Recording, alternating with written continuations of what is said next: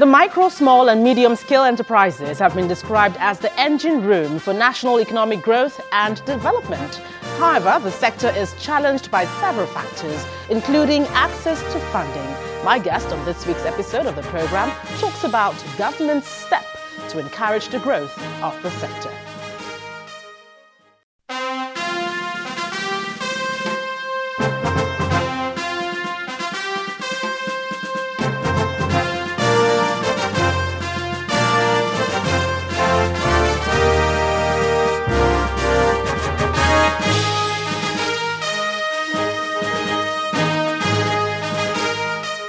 There, welcome to Dateline Abuja. I'm Gloria Umezuki.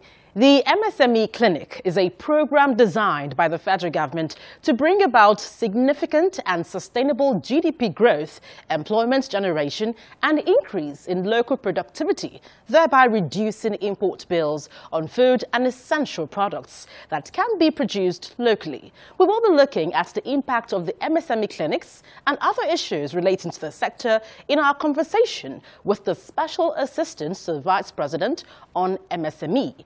But first, what are the stories that made the headlines within the week in the nation's capital?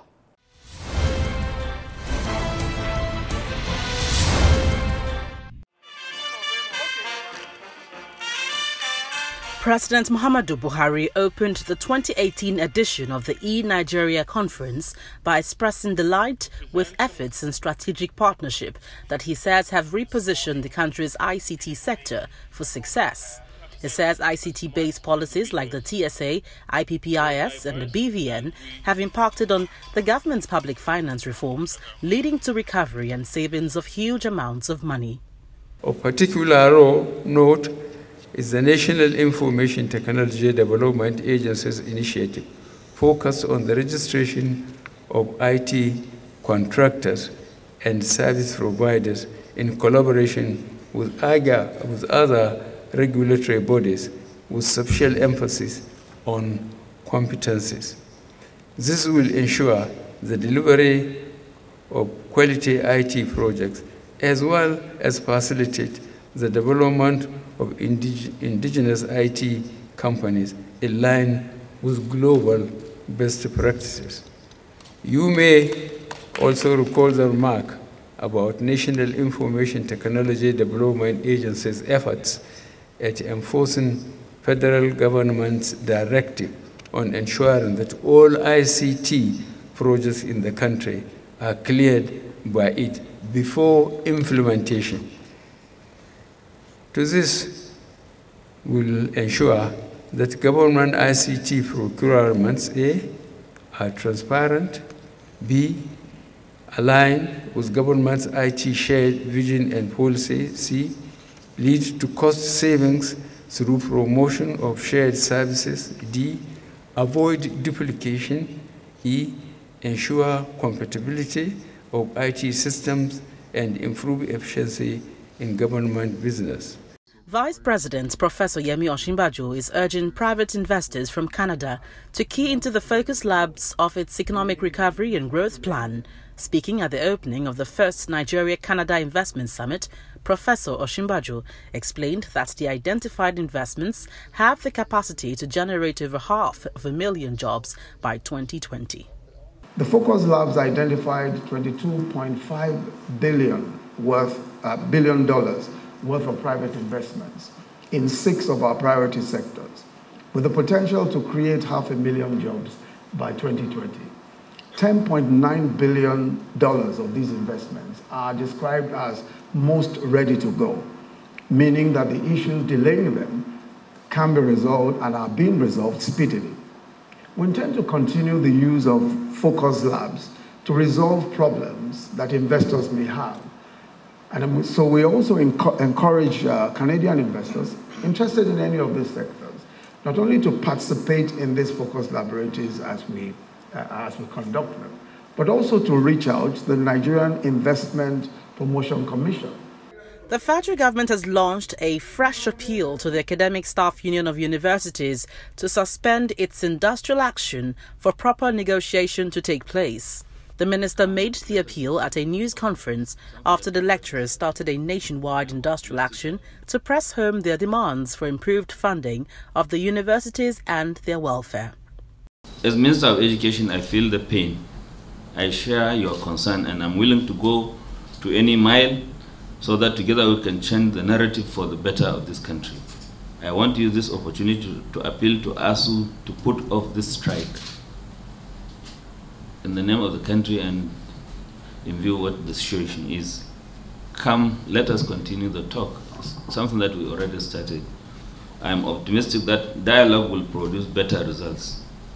The tripartite committee set up by the federal government last year to review minimum wage in the country has completed its work with a recommendation that workers get a minimum wage of 30,000 naira.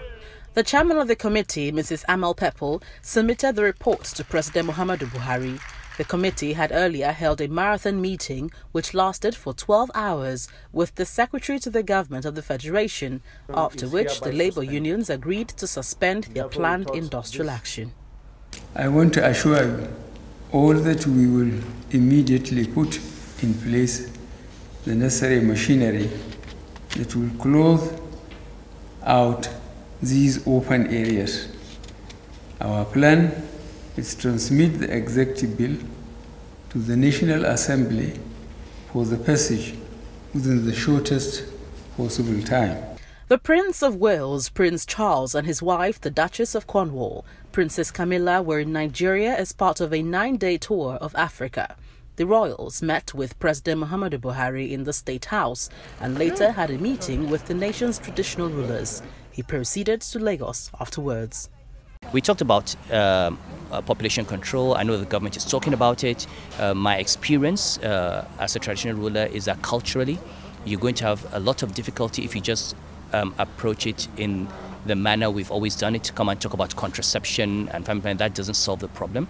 But the one single silver bullet to me for addressing the demographic challenge is the education of the girl child. And these are the kinds of issues that we had a conversation around, and the whole idea is to how do we work with DFID, how do we work with the British, how do we work with anybody who's interested in dealing with these issues, and see how they can help us and how we can learn from them and how they can learn from our experience. The Federal Executive Council has approved over 10 billion naira for the Ministry of Interior to spend on construction of a data control center for the Nigerian Immigration Service. Part of the money will also be spent on purchase of 116 vehicles for transporting inmates to courts from the various prisons across the country. The whole idea is to bring together all the data used by Nigerian immigration under one roof.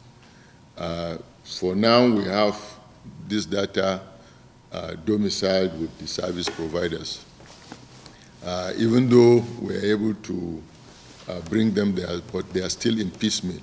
That project is going to cost 7,119,139,883 naira. The Senate was thrown into a rowdy session on Wednesday following allegations that the federal government is using the social investment program for political patronage. The Senate Minority Leader, Senator Abiodun Olujimi, is alleging that the conditional cash transfer program is being used to influence voters ahead of the 2019 elections. However, the special advisor to the president on social investment program, Mrs. Mariam Awais, has denied the allegation. We can bring out the data for you. President Muhammadu Buhari has declared a state of emergency on the water, sanitation and hygiene sector. The president made the declaration at the launch of the National Action Plan for the Revitalization of the Water, Sanitation and Hygiene sector in Nigeria. It is also my singular honor to formally declare a state of emergency on Nigeria's water supply, sanitation and hygiene sector.